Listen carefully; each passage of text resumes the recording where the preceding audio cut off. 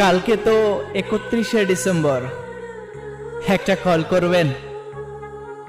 এবছরের শেষ সময়টা আপনার ভয়েসটা একটিবার শুনতে চাই।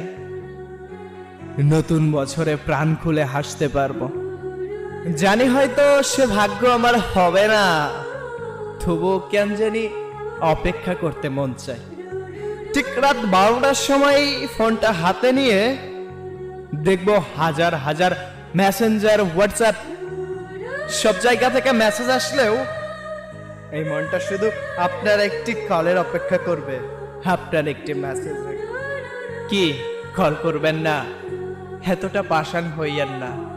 ভালোবাসি বলতে হবে না, অপরিচিত মানুষকেও তো মানুষ জিজ্ঞাসা করে ভাইয়া কেমন আছেন। ঠিক সেভাবেই না হয় একবার বলিয়েন।